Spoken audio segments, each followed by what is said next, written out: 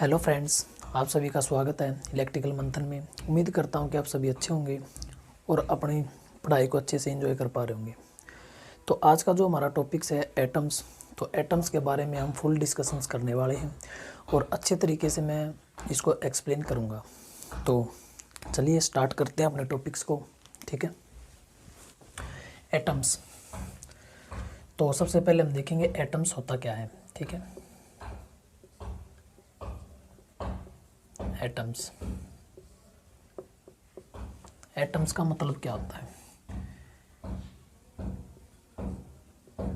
It means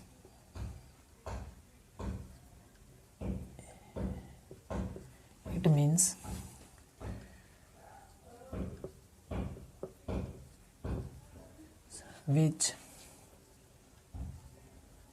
can not be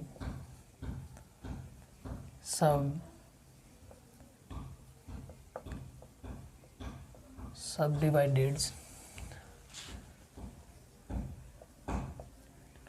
or called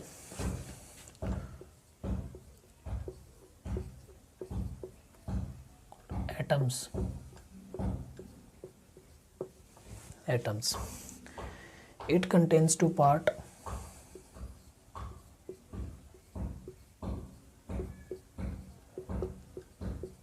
It contains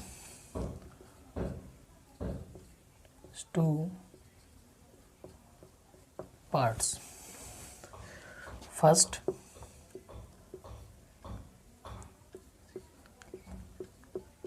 nucleus. Second,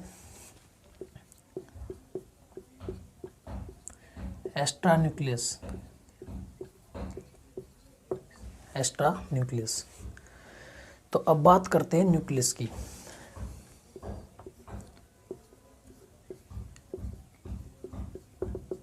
nucleus, तो nucleus क्या होता है मित्रा? This is the central part of an atoms. It is a central part of an atoms. It is a central part of an atoms. First point.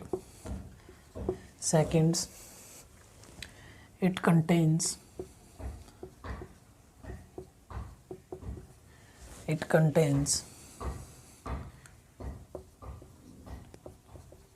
protons and neutrons.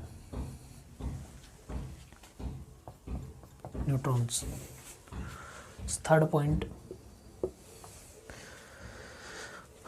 proton is positive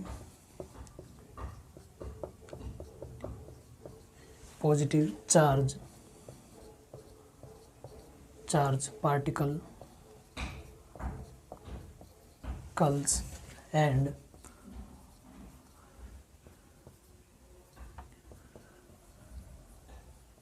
neutrons are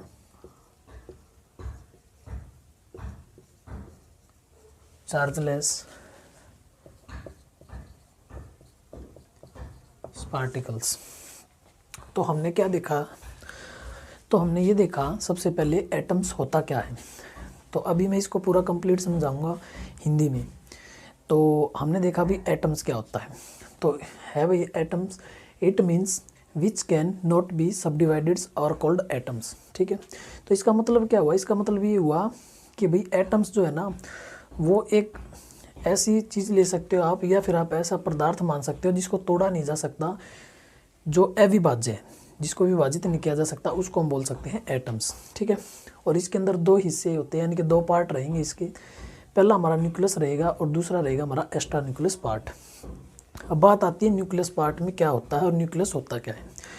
ये पहली बात तो atoms का central part होता है। ठीक है, first point है। सेकंड पॉइंट क्या है कि इसके अंदर हमारे प्रोटॉन्स और न्यूट्रॉन्स पाए जाते हैं। ठीक है, थर्ड पॉइंट क्या है? थर्ड पॉइंट ये होता है कि प्रोटॉन्स जो होता है ना पॉजिटिवली चार्ज पार्टिकल्स होते हैं, जबकि न्यूट्रॉन्स की हम बात करेंगे तो न्यूट्रॉन जो होता है ना हमारा चार्जलेस पार्टिकल्स होता है।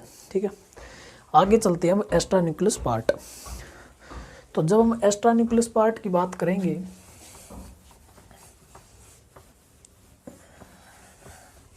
एक्स्ट्रा न्यूक्लियस पार्ट क्या रहेगा?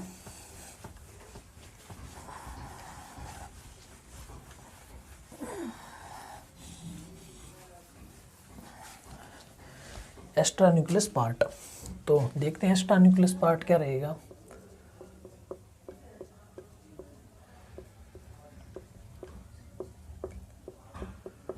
एक्स्ट्रा न्यूक्लियस, तो इसके पॉइंट को देखिए क्या रहेगा। This is outer part of an atoms,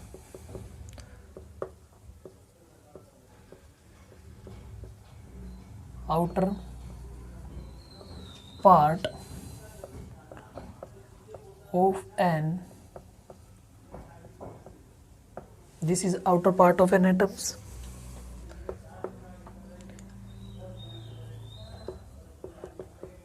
which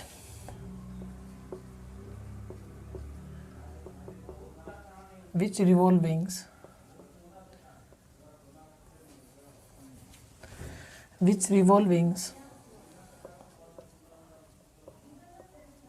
around the nucleus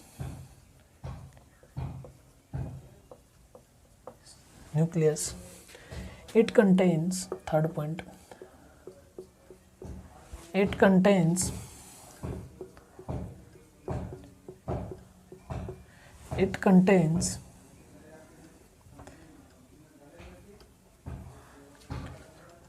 only electrons,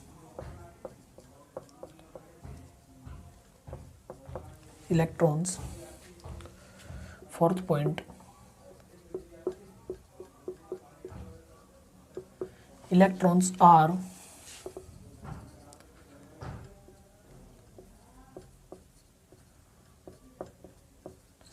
negative charge particles,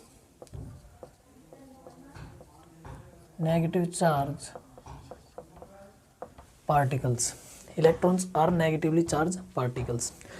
तो ये बात हुई हमारी एक्स्ट्रा न्यूक्लियस पार्ट की। अब हम देखते हैं अभी numbers of electrons any orbits.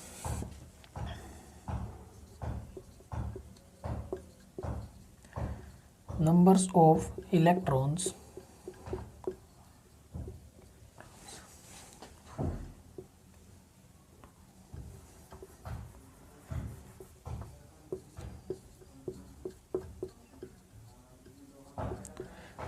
Electrons any orbit। तो numbers of electrons any orbits, तो किसी भी ऑर्बिट्स के अंदर हमें इलेक्ट्रॉन्स निकालने हैं तो हम कैसे निकालेंगे?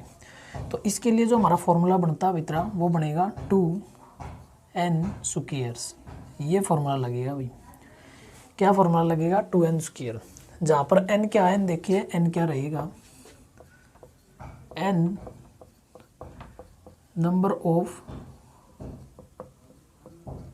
Numbers of orbits. First orbits की बात करेंगे, first orbit, second orbit, third orbit,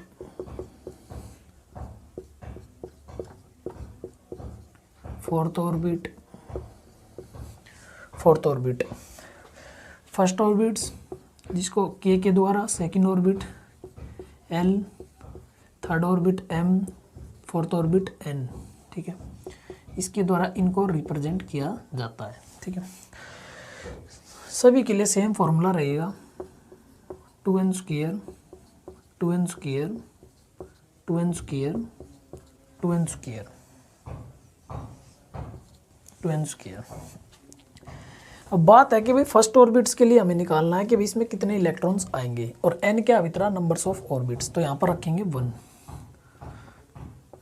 1 का स्क्वायर, यहाँ पर रखेंगे 2 का स्क्वायर, यहाँ रखेंगे 3 का स्क्वायर, यहाँ रखेंगे 4 का स्क्वायर, ठीक है। तो 2 आएगा यहाँ पर, 1 की पावर 1 2, 4 दूनी 8, 3 तिया 9, 9 दूनी 18, 4 चौक 16, 16 दूनी 32। तो इस प्रकार से हमारा रहेगा। तो हमने क्या देखा दोस्तों, हमने देखा इतना एक्स्ट्रा न्यूक्लियस पार्ट क्या रहेगा। एक्स्ट्रा न्यूक्लियस पार्ट क्या होता है, इतना आउटर पार्ट होता है एटम्स का, यानी कि बाहरी हिस्सा बोला जाता है एटम्स का, ठीक है। विच रिवॉल्विंग सराउंड्स द न्यूक्लियस, यानी कि न्यूक्लियस के चारों ओर चक्कर लगाता है, ठीक है। थर्ड पॉइंट में क्या, वितरा कंटेन्स ओनली इलेक्ट्रॉन्स, इसमें ओनली इलेक्ट्रॉन्स पाए जाते हैं, ना ही प्रोटॉन्स पाया जाएगा ना ही न्यूट्रॉन्स, क्योंकि प्रोटॉन्स और न्यूट्रॉन्स दोनों ही हमारे न्यूक्लियस में पाए जाते हैं। फोर्थ पॉइंट क्या, वितरा electrons are negatively charge particles, और इलेक्ट्रॉन्स जो है ना वो हमारे नेगेटिवली चार्ज पार्टिकल्स हैं, ठीक है। फिर उसके बाद हम देखते हैं वितरा numbers of electrons any orbit. तो numbers of electrons any orbit की जब हम बात करेंगे कि भाई किसी भी ऑर्बिट्स के अंदर कितने नंबर्स ऑफ इलेक्ट्रॉन्स होंगे, तो उसके लिए फॉर्मूला रहता है 2n², जहाँ पर n क्या वितरा नंबर्स ऑफ ऑर्बिट्स है, ठीक है। फर्स्ट ऑर्बिट्स के लिए निकालना है तो n की वैल्यूज 1 आएगी, सेकंड ऑर्बिट्स के लिए निकालना है तो n की वैल्यू 2 आएगी, थर्ड ऑर्बिट्स के लिए निकालना है तो n की वैल्यू 3 आएगी, फोर्थ ऑर्बिट्स के लिए निकालना है तो n की वैल्यू 4 आएगी, ठीक है। फॉर्मूला सभी में सेम रहने वाला है, ठीक है। तो चलते हैं भाई आगे, आगे देखते हैं।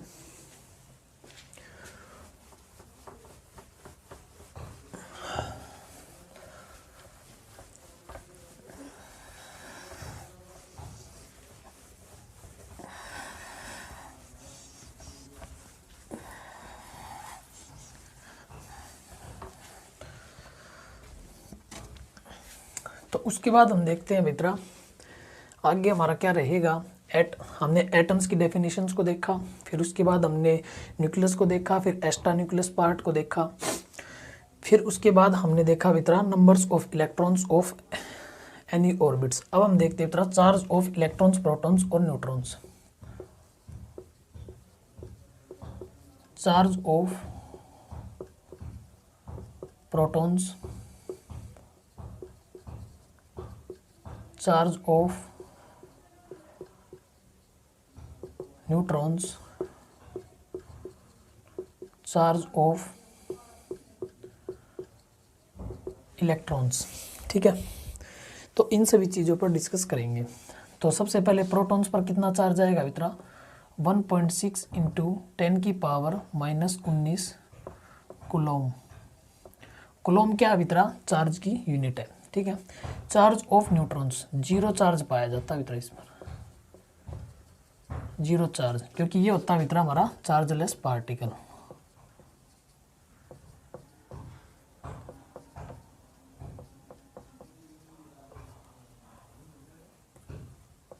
ये होता हमारा चार्जलेस पार्टिकल्स, ठीक है। इलेक्ट्रॉन्स के चार्ज की बात करेंगे तो इलेक्ट्रॉन्स पर चार्ज होता है 1.6 × 10⁻⁻19 कूलम्स। कूलम्स क्या मित्रा हमारा चार्ज की यूनिट है, ठीक है। तो अब बात आती है कि भाई वैल्यूज दोनों में सेम है, प्रोटॉन्स और इलेक्ट्रॉन्स दोनों की वैल्यू सेम है, लेकिन इसके आगे हमारा नेगेटिव साइन आता है और इसके आगे आता है हमारा पॉजिटिव साइन। इसको लगाए ना लगाए, क्योंकि कोई भी साइन नहीं होता तो पॉजिटिव ही कंसीडर किया जाता है, लेकिन ये हमारा हो जाएगा नेगेटिव साइन। तो अब हम चलते हैं आगे। की पॉइंट क्या रहेंगे, एटम्स के की पॉइंट पर जिक्र करेंगे। की पॉइंट ऑफ एन एटम्स, की पॉइंट ऑफ एन एटम, की पॉइंट। तो सबसे पहला की पॉइंट हमारा क्या रहेगा, फर्स्ट पॉइंट की बात करते हैं दोस्तों। फर्स्ट पॉइंट ये बताया जाता है the numbers, the atomics number, the atomics number of an atoms, the atomic numbers of an atoms is equal to the numbers of protons inside the nucleus.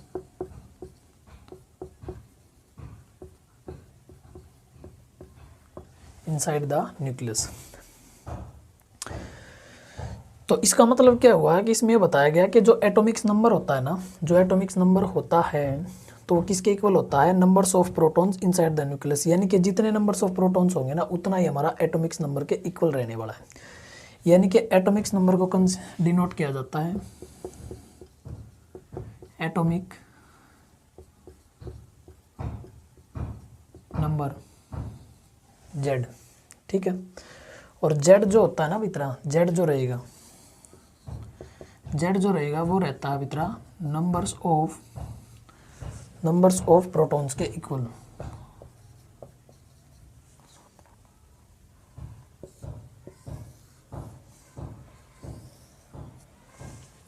तो यहाँ पर हमने क्या बताया है, तो यहाँ पर हमने सबसे पहले चार्ज देखा है, प्रोटॉन्स पर कितना चार्ज रहेगा। प्रोटॉन पर चार्ज की बात करेंगे 1.6 × 10⁻19 कूलम्स। कूलम्स क्या मित्रा, चार्ज की यूनिट है। न्यूट्रॉन्स पर जीरो चार्ज होता है, ठीक है, चार्जलेस पार्टिकल है। ठीक है, चार्ज ऑफ इलेक्ट्रॉन्स की बात करेंगे 1.6 × 10⁻19 कूलम्स। कूलम्स फिर से हमारी चार्ज की यूनिट रहेगी। ठीक है, प्रोटॉन्स और इलेक्ट्रॉन्स दोनों की वैल्यू सेम है, लेकिन इलेक्ट्रॉन्स पर नेगेटिव साइन कंसीडर होता है और इस पर पॉजिटिव नहीं भी लगाएंगे तो भी चलेगा, क्योंकि जब कोई साइन होता है तो हमारा पॉजिटिव ही कंसीडर किया जाता है। फिर देखते हैं की पॉइंट ऑफ एन एटम्स। तो की पॉइंट ऑफ एन एटम्स की जब हम बात करेंगे तो की पॉइंट ऑफ एन एटम्स क्या रहेगा, फर्स्ट पॉइंट रहता है the atomics number of an atoms is equal to the numbers of protons inside the nucleus. तो इसका मतलब क्या हुआ कि जो एटॉमिक्स नंबर होता है ना, तो जितना एटॉमिक्स नंबर रहेगा उतने ही उस एटम्स के अंदर क्या रहेंगे, प्रोटॉन्स रहेंगे। और प्रोटॉन्स कहाँ पाए जाते हैं, इनसाइड द न्यूक्लियस पाए जाते हैं। ठीक है, एटॉमिक्स नंबर को जेड से डिनोट किया जाता है। ठीक है, और Z is equal two numbers of protons. तो ये फर्स्ट हमारा की पॉइंट बता रहा है। अब चलते हैं नेक्स्ट, जो हमारे की पॉइंट रहेंगे उन पर डिस्कस करेंगे।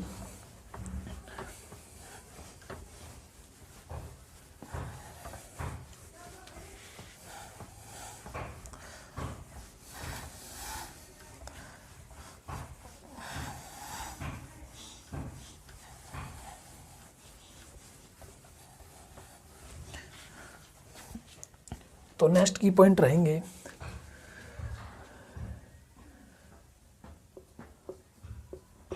The atomic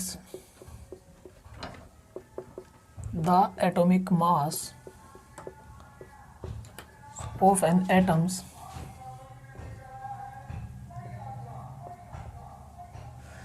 the atomic mass of an atoms is equal to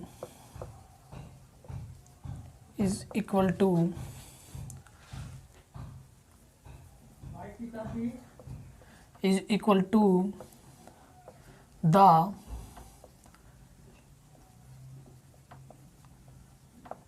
algebraic sum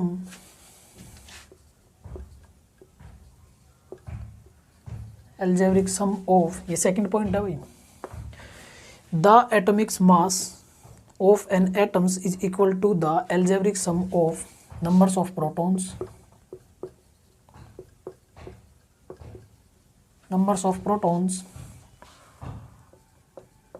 and numbers of neutrons।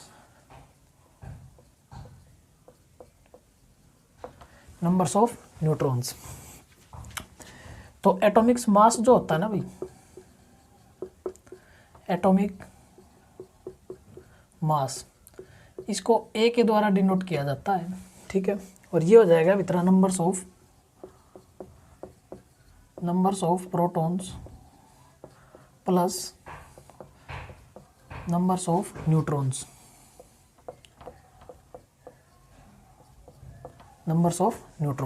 ठीक है, तो एटॉमिक मास जो होता है उसको ए के द्वारा डिनोट किया जाएगा। ये होता है नंबर्स ऑफ प्रोटॉन्स और नंबर्स ऑफ न्यूट्रॉन्स के इक्वल। ठीक है, ए और इसको स्मॉल पी से और इसको स्मॉल एन से रिप्रेजेंट किया जाता है। ठीक है, ये हो जाएगा। तो अब हमें निकालना होगा, तो जब हम निकालना भी बताएंगे कि कैसे हमने इसको निकालना है। पहली बात तो आपको क्या मित्रा, पीरियोडिक टेबल के जो टॉप 20 एटॉमिक नंबर वाले जो हमारे तो कहने का मतलब क्या है मित्रा, जो पीरियोडिक टेबल के जो हमारे टॉप 20 एटॉमिक नंबर वाले जो हमारे मटेरियल्स है उनको आपको देखना पड़ेगा। ठीक है, तो उनको आपको देखना है। यानी कि वे आपको पता होना चाहिए कि भाई ये हमारा क्या क्या, जैसे कि अभी मैं यहाँ पर डिस्क्राइब करूँगा हमारा क्या रहेगा।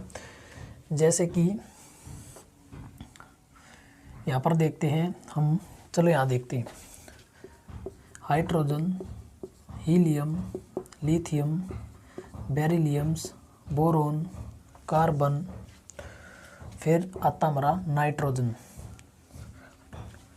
फिर आता हमारा oxygens, fluorines, neons, sodiums, magnesiums, aluminiums, silicons, phosphorus, sulphurs, chlorines, argons, potassiums, calciums. तो इसका जो हमारा एटॉमिक्स नंबर, यानी कि एटॉमिक्स नंबर को हम डिनोट करते हैं अब इतना जेड से। तो इसका 1 रहेगा, इसका 2, इसका 3, इसका 4, इसका 5, इसका 6, ठीक है, इसका 7, इसका 8, इसका 9, इसका 10, इसका 11 जेड। फिर जेड 12, 13, 14, 15, 16, इसका क्या रहेगा भीतरा, इसका रहेगा 17, 18, 19, 20। तो कम से कम आपको पीरियोडिक टेबल के टॉप 20 लेटर्स तो आपको ये ध्यान में होने ही चाहिए, क्योंकि इनसे क्वेश्चन बनते हैं। अब क्वेश्चंस किस हिसाब से बनते हैं वो भी मैं आपसे डिस्कस करूंगा। तो ये की पॉइंट हमारा सेकंड है। तो की पॉइंट सेकंड के अंदर हमने क्या देखा है कि भाई the atomic mass of an atoms is equal to the algebraic sum of protons and neutrons, यानी कि किसी भी एटम्स का यदि हमें एटॉमिक मास चाहिए तो उसके लिए हमें क्या करना पड़ेगा कि नंबर्स ऑफ प्रोटॉन्स प्लस में नंबर्स ऑफ न्यूट्रॉन्स, इनको ऐड करेंगे तो हमारा एटॉमिक मास के इक्वल होगा। और एग्जाम में जो मेनली पूछे जाते हैं तो पीरियोडिक टेबल के टॉप 20 लेटर्स में से ही पूछे जाते हैं। तो ये आपको कम से कम इतना याद होना चाहिए। अब क्वेश्चंस कैसे आएंगे वो भी हम डिस्कस करेंगे आगे, पहले की पॉइंट को फिनिश करते हैं।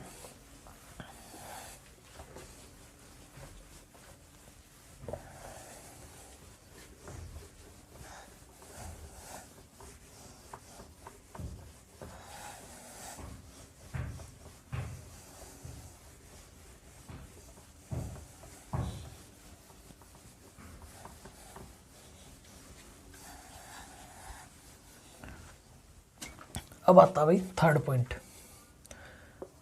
थर्ड पॉइंट क्या आता मित्रा,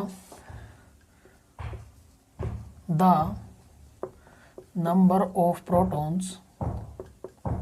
protons inside the nucleus, the numbers of protons inside the nucleus is equal to the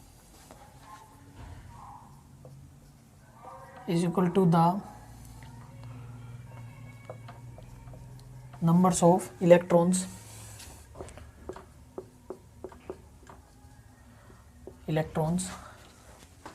outside the nucleus.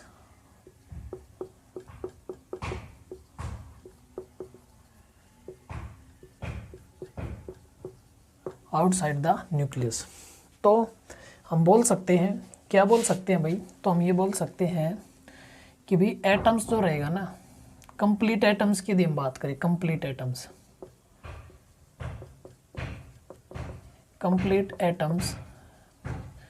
Electrically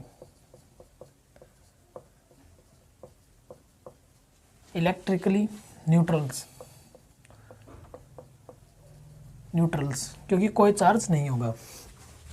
क्योंकि यदि हम देखें यहाँ पर हमने बताया कि भाई नंबर्स ऑफ प्रोटॉन्स और नंबर्स ऑफ इलेक्ट्रॉन्स दोनों आपस में इक्वल है। तो दोनों जब आपस में हमारे इक्वल है तो इससे हमारा क्या होगा, जबकि हमारा इलेक्ट्रॉन्स पर चार्ज जो रहेगा, इलेक्ट्रॉन्स चार्ज और proton charge, electron charge 1.6 × 10⁻⁻19 Coulomb's, और यहाँ पर कितना उतरा 1.6 × 10⁻⁻19 कूलम्स, ठीक है। तो ये हमारा नेगेटिव्स में होता है, ये हमारा पॉजिटिव्स में होता है। तो इससे यदि हम देखेंगे काटेंगे तो हमारा इलेक्ट्रिकली क्या बचा, 0 बचा, 0 बच गया तो हमारा क्या भीतर हमारा न्यूट्रल हो जाएगा। तो complete atoms electrically neutrals. Fourth point की यदि हम बात करेंगे, फोर्थ पॉइंट हमारा क्या रहेगा, फोर्थ पॉइंट ये रहता है द आउटर मोस्ट ऑर्बिट्स,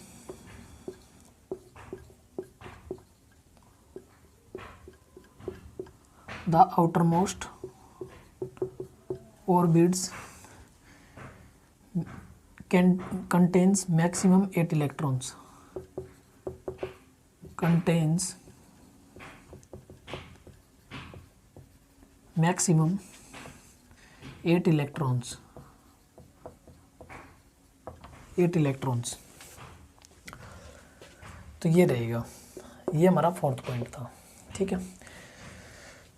तो हमने यहाँ पर क्या देखा है, तो हमने यहाँ पर ये देखा, थर्ड पॉइंट ये कहता है कि भाई numbers of protons inside the nucleus और numbers of electrons outside the nucleus आपस में इक्वल होते हैं। तो इक्वल होते हैं तो इन पर जो चार्ज भी होता है वो हमारा इक्वल होता है। Numbers of protons equal, numbers of electrons equal, वे हमारे न्यूक्लियस के अंदर, ये हमारे आउटसाइड द न्यूक्लियस, ठीक है। लेकिन यदि हम देखेंगे तो इससे यदि हम देखें तो हमारा चार्ज भी सेम रहेगा, लेकिन चार्ज का जो हमारा मैग्नीट्यूड तो सेम रहता है, मैग्नीट्यूड सेम है, लेकिन जो है ये हमारा पॉजिटिव होता है, ये हमारा नेगेटिव होता है, तो कटने के बाद हमारा जीरो बचता है। तो कंप्लीट एटम्स जो है ना वो इलेक्ट्रिकली न्यूट्रल्स होगा, यानी कि इसके अंदर कोई भी चार्ज नहीं रहने वाला है, ये थर्ड पॉइंट बताता है, ठीक है।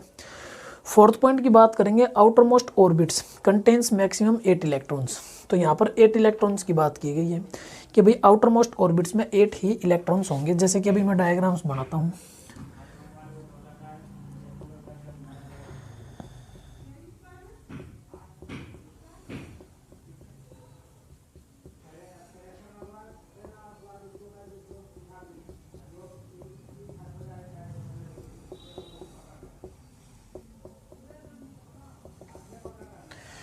जैसे कि ये हो गया, और ये हमारा क्या है इतना न्यूक्लियस, ये न्यूक्लियस हो जाएगा, ये हमारा हो जाएगा एक्स्ट्रा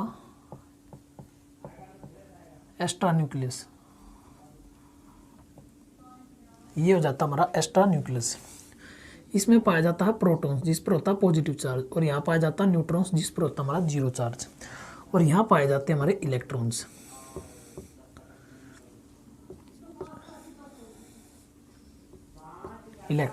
ठीक है। तो जैसे यदि हम देखेंगे, ये फर्स्ट ऑर्बिट्स है, ये सेकंड ऑर्बिट्स है, ये थर्ड ऑर्बिट्स है, और ये हमारा फोर्थ ऑर्बिट्स है, ठीक है।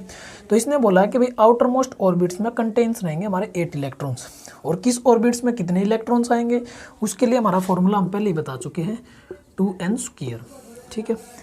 तो इससे हम किसी भी ऑर्बिट्स के अंदर कितने इलेक्ट्रॉन्स रहने वाले वो हम बता सकते हैं। फर्स्ट ऑर्बिट्स में हमारे 2 इलेक्ट्रॉन्स रहेंगे, एक इसमें हमारे 2 इलेक्ट्रॉन्स रहेंगे, इसमें हमारे 8 इलेक्ट्रॉन्स रहेंगे, इसमें हमारे 18 इलेक्ट्रॉन्स रहेंगे, और इसमें हमारे 32 इलेक्ट्रॉन्स रहेंगे, और फिर आगे फिफ्थ का भी निकाल सकते हैं। लेकिन आउटर मोस्ट ऑर्बिट्स के अंदर ओनली हमारे 8 इलेक्ट्रॉन्स ही एग्जिस्ट करेंगे, ठीक है, 8 इलेक्ट्रॉन्स ही एग्जिस्ट करेंगे, ठीक है। आगे चलते हैं।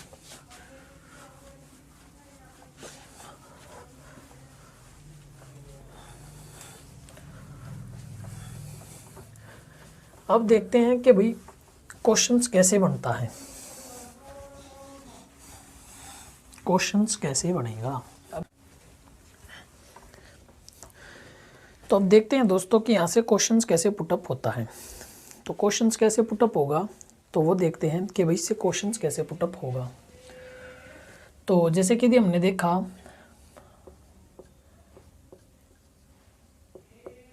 Atomics number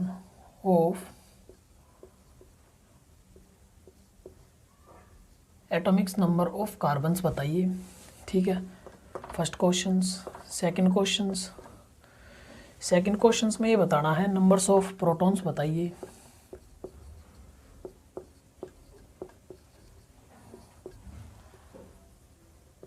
numbers of protons बताइए। थर्ड क्वेश्चंस आता है नंबर्स ऑफ इलेक्ट्रॉन्स बताइए, नंबर्स ऑफ इलेक्ट्रॉन्स बताइए। तो इस तरीके से क्वेश्चंस आएंगे। तो दोस्तों आपको क्या करना है, क्वेश्चंस इसमें 2 और बनेंगे। देखिए क्वेश्चंस क्या रहेंगे, नंबर्स ऑफ न्यूट्रॉन्स बताइए और फिफ्थ क्वेश्चन बनेगा एटॉमिक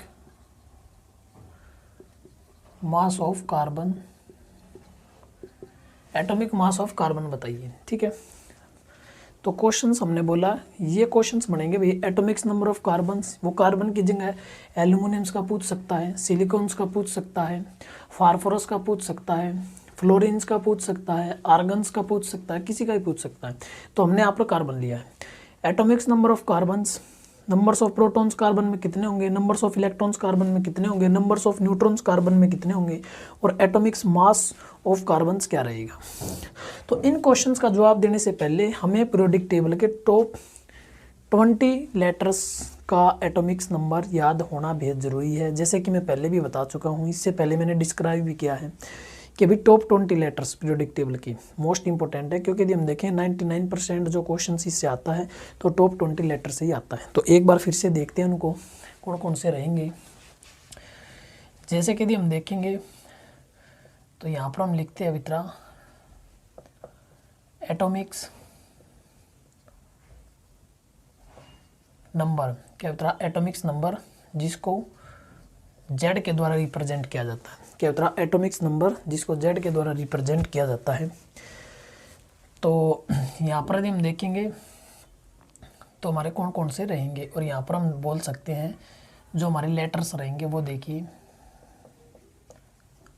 लेटर्स रहेंगे उसको देखते हैं।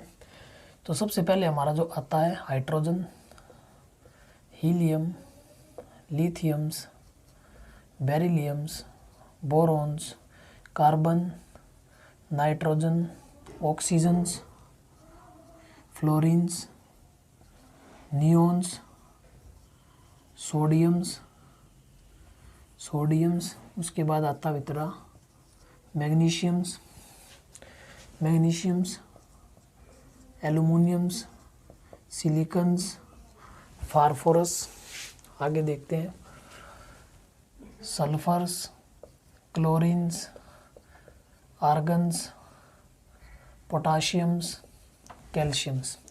अब इनके एटॉमिक्स नंबर जेड की बात करेंगे तो हमारा क्या रहेगा, इसका रहेगा 1 2 3 4 5 6 7 8 9 10 11 12 13 14 15।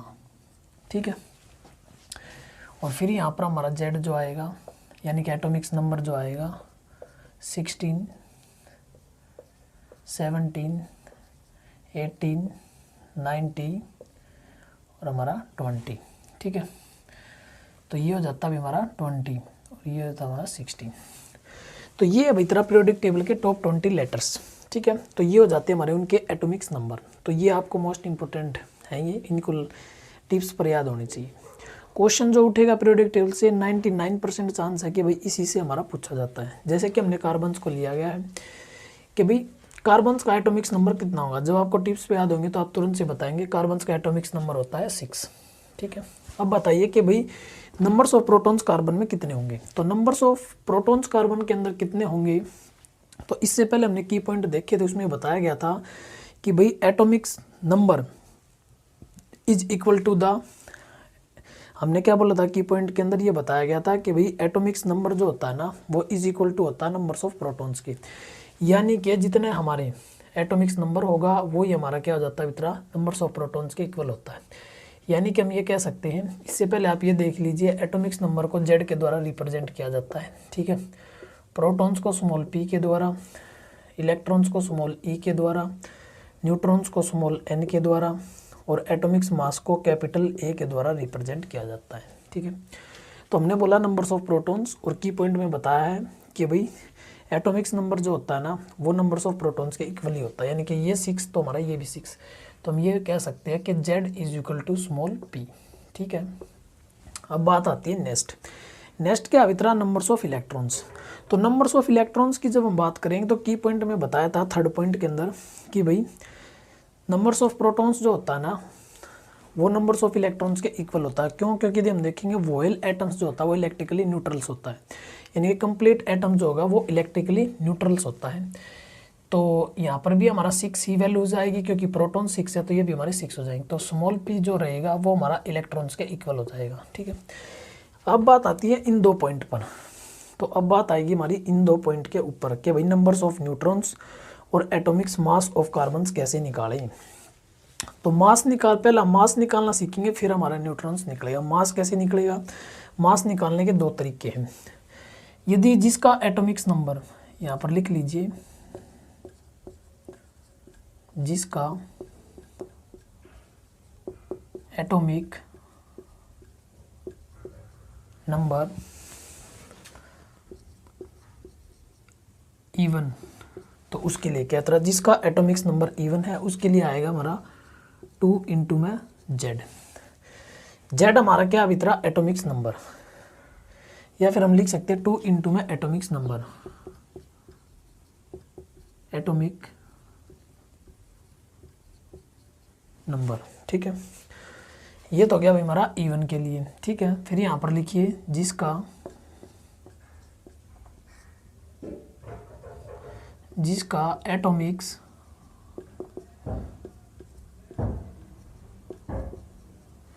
एटॉमिक्स नंबर ओड है, ओड, तो वहाँ पर क्या आएगा मित्रा 2 इंटू में एटॉमिक्स नंबर +1, ठीक है। तो एक तो हो जाता है हमारा ये वाला फॉर्मूला, और एक हो जाता है हमारा ये वाला फॉर्मूला। तो यदि हम इवन की बात करेंगे, इवन वाला ये है इतना 2 4 6 8 10 12 14 16 18 20 के लिए, ठीक है। जब हम ओड की बात करेंगे, ओड वाला 1 3 5 7 9 11 13 15 17 19 इसके लिए, ठीक है। तो एक एक निकाल के भी देखते हैं, ठीक है। जैसे कि यदि हम निकालते हैं मित्रा किसका एटॉमिक्स नंबर, हम निकालते हैं मित्रा मैग्नीशियम्स, एटॉमिक मास निकालेंगे, सॉरी एटॉमिक मास निकालते हैं मैग्नीशियम्स का। एटॉमिक मास निकालेंगे हम किसका, मैग्नीशियम्स का। Atomic mass of magnesiums. तो आपको फिर वही, यदि आपको टॉप 20 लेटर आते हैं जिनका एटॉमिक्स नंबर आपको पता है तो आप निकाल सकते हैं। तो मैग्नीशियम्स का कितना होता है मित्रा 12, और 12 क्या है मित्रा 12 हमारी एक इवन नंबर है। तो 2 इंटू में 12, तो कितना हो जाएगा मित्रा 24, कितना हो जाएगा 24, ये हो गया। उसके बाद आता है दोस्तों हमारा एक, हम इवन का तो निकाल लिया, एक हम ओड का भी निकाल कर देखते हैं। जैसे कि यदि हम देखेंगे एटॉमिक्स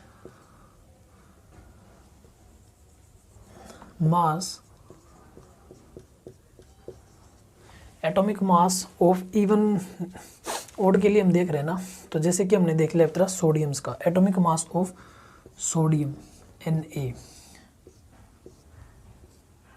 सोडियम्स। तो सोडियम्स का जो एटॉमिक्स नंबर है वो कितना है, सोडियम्स का अभी एटॉमिक्स नंबर है 11 है। तो 11 है तो क्या है 2 इंटू में 11 और प्लस में हो जाएगा हमारा 1, तो कितना आ जाएगा 11 दूनी 22, 22 और 23, तो इसका हमारा क्या हो जाएगा मित्रा ये। तो इसी प्रकार से हम सभी का एटॉमिक मास निकाल सकते हैं, क्या तरह इसी प्रकार से हम सभी का एटॉमिक मास निकाल सकते हैं। लेकिन 4 हमारे एटम्स ऐसे हैं जिन पर हमारे फॉर्मूले फॉलो नहीं होते हैं। कौन कौन से? तो जिसका एटॉमिक्स नंबर 1 है, जिसका एटॉमिक्स नंबर 1 है, जिसका एटॉमिक्स नंबर 4 है, जिसका एटॉमिक्स नंबर है भाई हमारा 7, और जिसका एटॉमिक्स नंबर है 18। तो अब आप बताइए किस किस का एटॉमिक्स नंबर 1, 4, 7 और 18 है। ये क्या है इन फॉर्मूलों को फॉलो नहीं करते हैं, इनका कुछ अलग ही फंडा है। तो इसका हमें एटॉमिक्स मास वैसे याद रखना पड़ेगा, ठीक है। तो जैसे कि 1 एटॉमिक्स नंबर किसका है, तो ये अभी तरह हाइड्रोजन का। 4 एटॉमिक्स नंबर किसका है, तो ये अभी तरह बेरिलियम्स का। 7 एटॉमिक्स नंबर किसका अभी तरह, तो 7 हमारा जो एटॉमिक्स नंबर बनता है तो वो बनता है अभी तरह नाइट्रोजन का। और 18 एटॉमिक्स नंबर किसका बनता है अभी तरह, ये बन जाएगा हमारा आर्गन का, ठीक है। तो ये है इसका एटॉमिक्स नंबर, यानी कि ये क्या मित्रा जेड की वैल्यूज़ है। ठीक है, अब हमने निकालनी है इनकी ए की वैल्यूज़। तो ये इस फॉर्मूले को फॉलो नहीं करते हैं तो हमें इसके वैसे याद रखने पड़ेंगे। तो हाइड्रोजन का जो एटॉमिक मास होगा ना दोस्तों, क्या होता है हाइड्रोजन का जो हमारा एटॉमिक मास होगा वो होता है हमारा 1। ठीक है, बेरिलियम्स का हो जाएगा अभी हमारा 9, और इस वाले का हो जाएगा यानी कि नाइट्रोजन का हो जाएगा हमारा 14, और आर्गन्स का हो जाता है हमारा 40। ठीक है, वैसे यदि इन फॉर्मूला के हिसाब से देखें तो यदि मैं 1 की बात करूँगा तो 1 और इंटू में 2 करेंगे, तो यदि मैं इस फॉर्मूले के हिसाब से इसको निकालूँ तो हमारा क्या रहा होगा एटॉमिक मास। फॉर्मूले के हिसाब से यदि हम देखेंगे हाइड्रोजन जो है ना हमारा क्या नंबर है, ओड नंबर है। ओड के लिए जो हमारा फॉर्मूला है क्या है, ओड के लिए फॉर्मूला ये रहा 2 इंटू में एटॉमिक्स नंबर 1 है, 2 एकम 2, 2 और 1 3, 3 होना चाहिए लेकिन कितना अभी तरह हमारा 1 है। इसका 3 होना चाहिए लेकिन कितना अभी हमारा 1, तो 3 नहीं है 1 रहेगा। ठीक है, इसी प्रकार बेरिलियम्स, बेरिलियम्स में हमारा कितना होता है इतना 2, तो बेरिलियम्स क्या इतना इवन नंबर है, तो इवन 2 इंटू में 4, तो 8 होना चाहिए। फॉर्मूले के हिसाब से 8 होना चाहिए, 8 नहीं है 9 है। ठीक है, फिर उसके बाद आता भी हमारा नाइट्रोजन। नाइट्रोजन का 7 यानी कि हमारा ओड वाला है, 2 इंटू में 7 यानी कि 14, 14 प्लस में एक 15, 15 नहीं है दोस्तों, तो हमारा कितना इतना हमारा 14 से। ठीक है, इसी प्रकार से आर्गन्स तो हमारा इवन नंबर है, 2 इंटू में 18 यानी कि 36, 36 ना होकर हमारा कितना इतना हमारा 40 है। ठीक है, 36 नहीं है हमारा 40 है। ठीक है, तो ये 4 है भाई जिसका हमें याद रखना पड़ेगा। ठीक है, इन चारों का हमें याद रखना पड़ेगा, हाइड्रोजन्स, बेरिलियम्स, नाइट्रोजन्स और हमारा आर्गन्स। ठीक है, तो ये तो हो गया अभी हमारा एटॉमिक्स मास निकालने का तरीका। तो अब बात आती है वितरा इसका मास कार्बन्स का कैसे निकलेगा। कार्बन्स पहली बात तो हमारा क्या नंबर है वितरा, हमारा पहली बात तो हमारा इवन्स नंबर है। इवन नंबर्स का कैसे निकालते हैं, तो 2 इंटू में एटॉमिक्स नंबर, तो 2 इंटू में एटॉमिक्स नंबर यानी कि 2 इंटू में जेड, ये हो गया ना 2 इंटू में जेड, और जेड की वैल्यू कितनी है 6, तो 2 इंटू में 6 इज इक्वल टू 12, तो ये हो जाएगा इसका एटॉमिक्स मास। अब निकालते हैं न्यूट्रॉन्स। न्यूट्रॉन्स हमारा निकल जाएगा, क्योंकि न्यूट्रॉन्स को निकालने का तरीका क्या होता है वो भी हम आपको बताते हैं, न्यूट्रॉन्स कैसे निकलेगा। एक बार इसको रब कर देते हैं। अब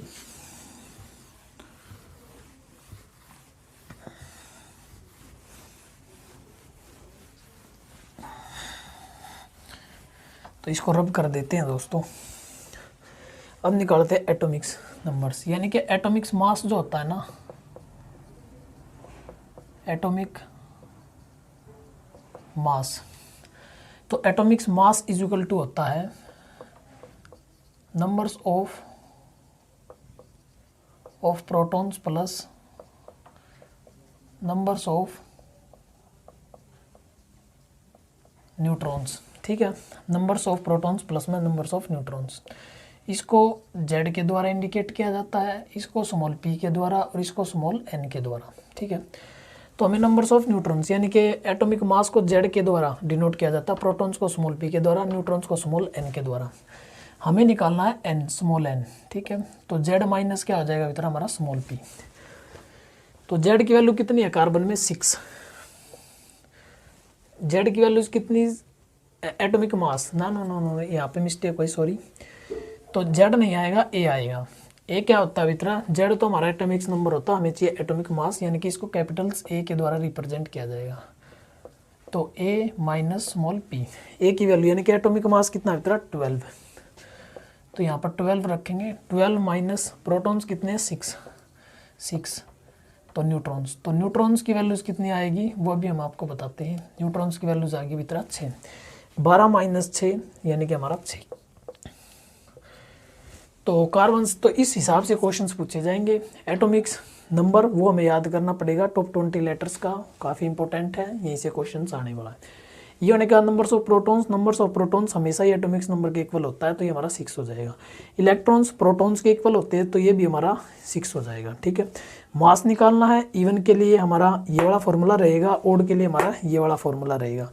जिनमें फॉलो नहीं होता वो 1, 4, 7 और 18 से है, उसको हमने बता दिया है। ठीक है, तो उसके बाद क्या है कि भैया हमने निकाला तो हमारा कितना आएगा था 2 इंटू में जेड, क्योंकि इवन के लिए है तो 12 आ गया, और जब मास आ गया है, प्रोटॉन्स आ गया है, तो न्यूट्रॉन्स तो हम वैसे ही निकाल लेंगे, क्योंकि यदि हम देखें मास माइनस प्रोटॉन्स 12 माइनस 6 यानी कि हमारा कितना हो जाएगा, हमारा 6। तो ये हमारा हो जाता है आंसर। तो ये आज अपना एटम्स वाला चैप्टर्स ख़त्म होता हुआ। अब आपके लिए 3 क्वेश्चंस हैं जिनका आंसर आपको कमेंट बॉक्स में देना है, ठीक है। तो देखते हैं दोस्तों कौन से 3 क्वेश्चंस हैं आपके लिए।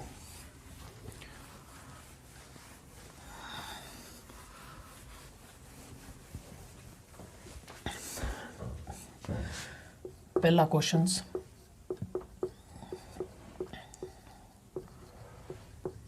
Discovery of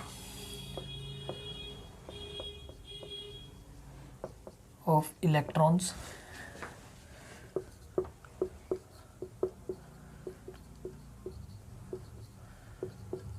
discovery of protons. फिर उसके बाद आता हमारा थर्ड क्वेश्चंस,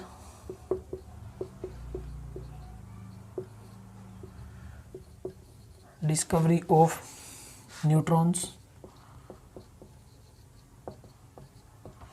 तो ये 3 क्वेश्चंस है दोस्तों जिनका आंसर आपको कमेंट बॉक्स में देना है, ठीक है।